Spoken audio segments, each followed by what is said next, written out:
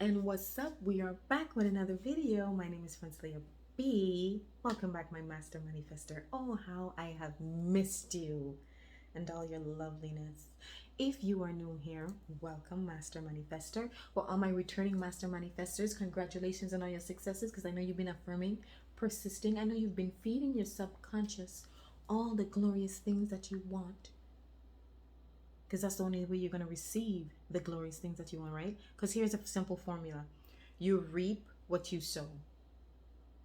So if you are planting things that are rotten, that are unnecessary, useless, negative, you're going to reap unwanted things, unnecessary things, things that serves no purpose in your life. Like sincerely, like dramas you don't even need, that don't even help you to grow, that keeps you stuck in a 3D world that you want no part of. Seems a bit redundant, right? So, see, I already lost my train of thought because I've been coming here. There's so many things that I wanted to say. And if you guys see me looking down, is because I have like a notebook because I'm trying to tailor myself, like to kind of like downsize and stay focused on a certain kind of subject. But, anyways, like I'm saying, what you reap is what you're sowing. So, if you're feeding yourself negative thoughts consistently, habitually, then this is the essence of who you are. This is the person you're identifying as. I am identifying as someone who goes through trials and tribulations. Hard times always find me. Money woes always find me. I can't keep a man or I can't keep a spouse. And I'm always unhappy. And I find victimization as a comfy, cozy home that I feel comfortable in. Because this is the place that I've made my home. This is the environment that I've created. This is the environment that I've nurtured. This has to be my 3D. It has to be my results. That's a simple formula. What you reap is what you sow. What you think about, you will manifest. And manifest is just a pretty long word to say, to see. My thoughts, subconscious, habitual thoughts are creating, and therefore I'm manifesting what I've been creating. We've been trained to think that it's output, input, when it's input, output. Input, output. What you compute, what you continuously feed yourself will be nurtured. It will grow. It will grow. This is why we continuously say to persist and to affirm, because the same way how you created this 3D, how you identified and impressioned and habitually turned to these negative thoughts that are serving no purpose to you, that have now created the 3D that you are now experiencing, and now you are identifying so much with what you have created, consistently nurtured, that you're trying to understand, well, how is this happening? How I don't understand. Well, you created it, you nurtured it with every minute, every second you had available to yourself. The minute you were aware of your thoughts, you continuously thought about shit that you didn't want. That's what you did. You thought about things you didn't want. You assumed assumptions that was never in your favor, and that's what you did. And now we standing here twiddling our thumbs and we're upset because we've created so much momentum that we believe in our 3D, so much more than our faith to be able to create. Not thinking that the solution is the problem is the solution. If I created this, can I not create something different? If these are the thoughts that I habitually fed my subconscious myself, right? And I created the person that I am now. Now I am so, it made such an impression that I now identify myself as that person that things never go away. I could never pay my bills. I can never do this. I can never do this. I can never do that. And you guys are so cemented in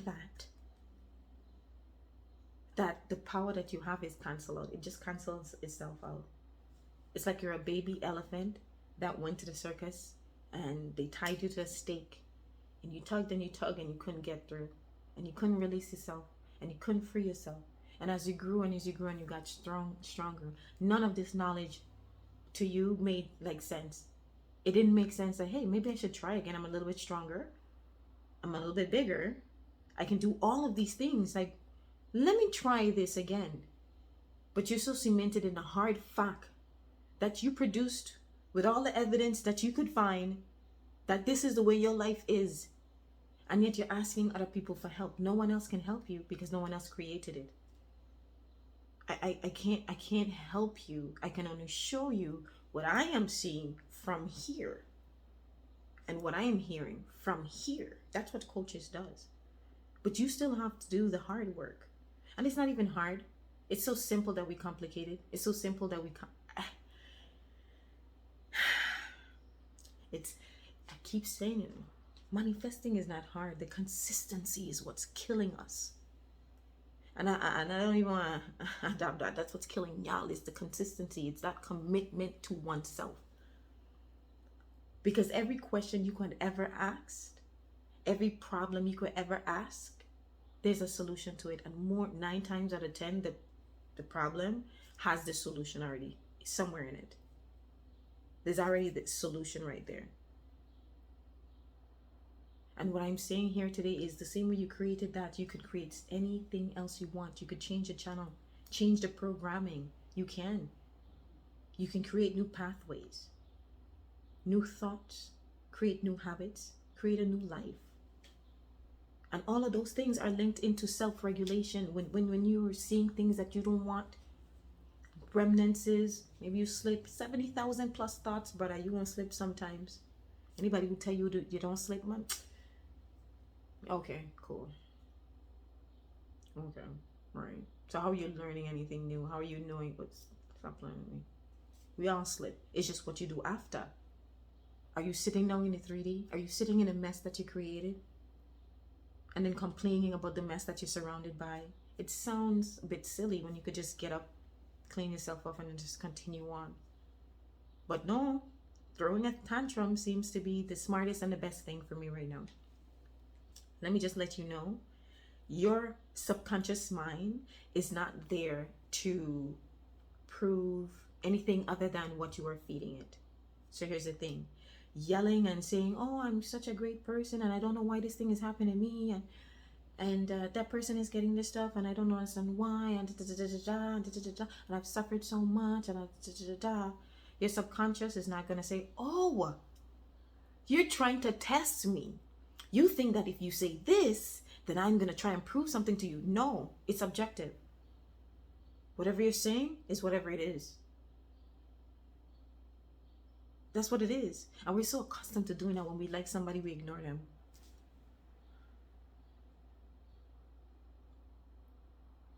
When we have a crush, we're in school and your daughter, your sons come home and, man, this person is troubling me and they're bullying me and they're constantly hitting me. And I don't tell my children that, I have 2 daughters, and let me tell you something.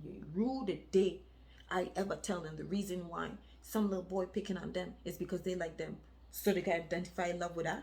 You crazy? Are you nuts? Are you nuts? No. We must police the things that we're doing. We're adopting new and creating new laws everywhere we go, and rules all the time. And instead of we being intentional about it, we're just going around willy-nilly, just allowing our mind to run free. The mind is nothing without you. I keep telling you, we give everything value.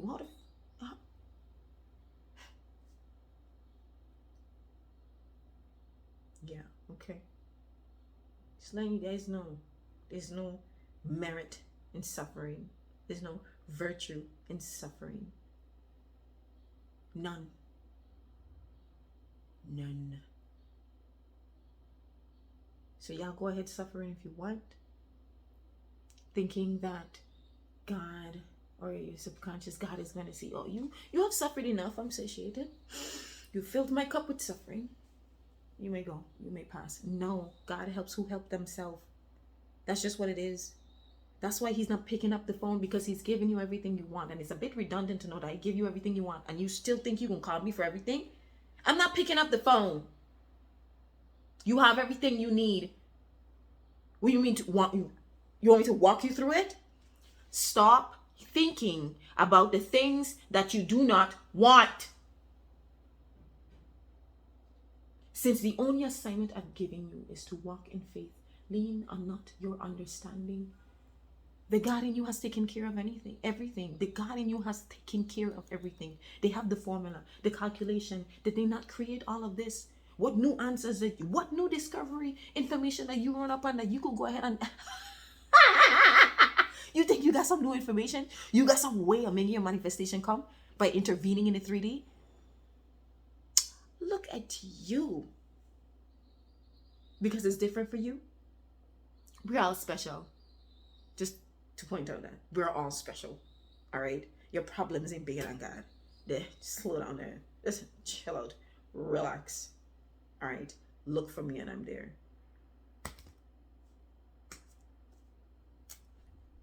You're welcome. Man, you know, we gotta shake things up. All of that. All of that. All of that. All of that. That don't make no sense. That don't make no sense. When my daughters come to me and there's something so obvious, especially if they're looking for something or something that they know for a fact, you don't even need to come and confirm it. You don't need confirmation from me. You know what I tell my eldest, my youngest, both of them? Trust yourself. What do you think? What do you know? Trust yourself. And then, we'd go through it. Exactly.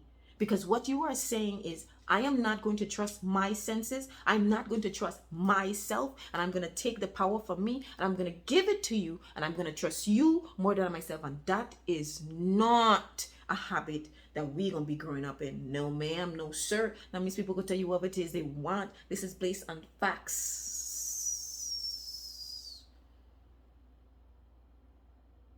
I'm not believing nobody else more than I'm believing myself. Me first. Me first. Me first. I gotta put me first, Lucius. I gotta put me first.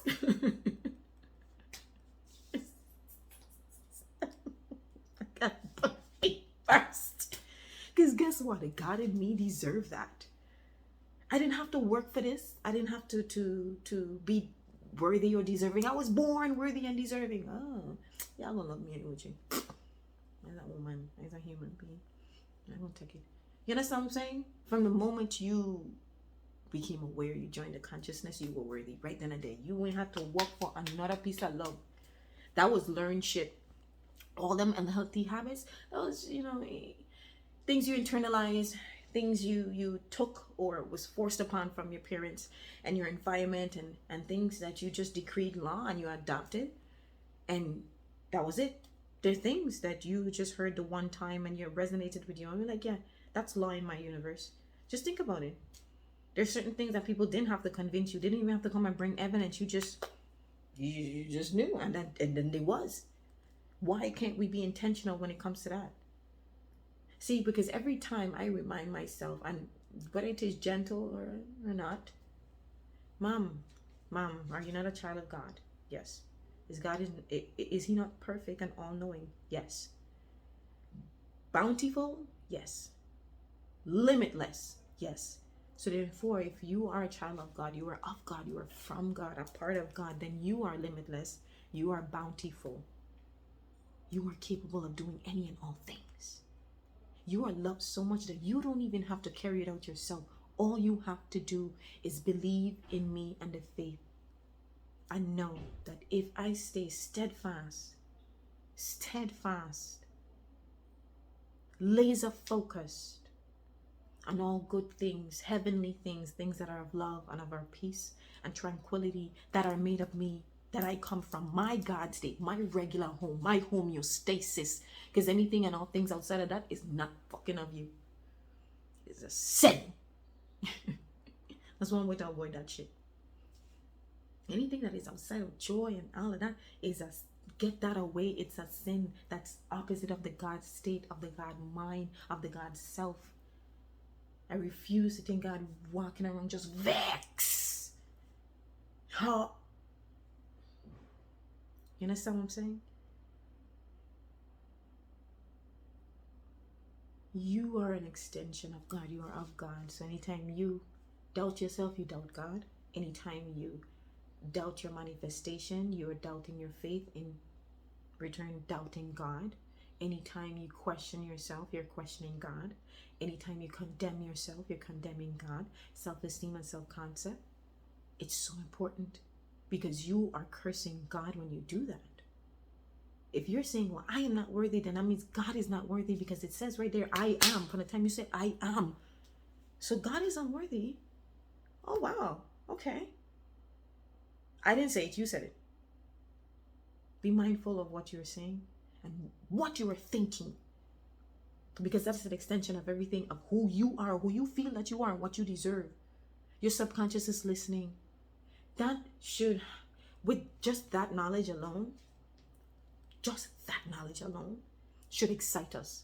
That we don't even have to convince, because repetition, habit is going to create that. I don't even have to believe. I don't even have to feel good or be happy all the time. I can just laser focus on my thoughts, on yielding, on wavering, not even standing on my own, leaning on my own understanding. And that is all I have to do. Stop asking SB to commit if you're not going to be able to commit to yourself. Stop asking finances and money, abundance to always come to you and find you and commit to you if you are unable to commit to yourself. Because that's all this is a commitment to oneself. If you don't have what you want, it's because you didn't commit. It doesn't matter the time. If I knew for sure I was getting the house, my forever house, and all I had to do was think, I have my house, I love my house. Oh my God, I love my 5-bedroom house and my 6-bath. I love my da-da-da-da, and I just have to stand firm. Laser focus on just having that. I have it. That's the easiest thing I could do. Isn't that not the easiest thing? I stood here and I just did it. I didn't have to do anything. I didn't have to get dressed.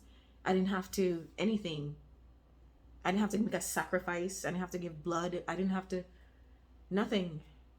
I just had to believe in myself and allow my God to do what he does and focus in on the thoughts and being mindful and intentional in my thoughts. And that is it.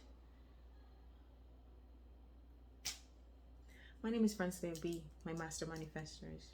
My name is Francilea B. It is about time to stop. There's no new information, like you're not missing anything. There's not like, oh, I might, no. If it's not happening and not working, it's because we have not committed to it. So stop asking 3D yourself, which is so delayed. That's like going back in time and like, dude, I am from the present. I was wondering, like, nobody gives a fuck. Like, nobody gives a fuck. Like, it didn't work. You fell off. Get back on again. Everything in life is a commitment.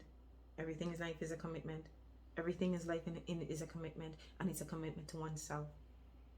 Don't go asking nobody to commit to yourself if you ain't committing to you. And if no one is committing to you, it's because you haven't even self-committed to yourself.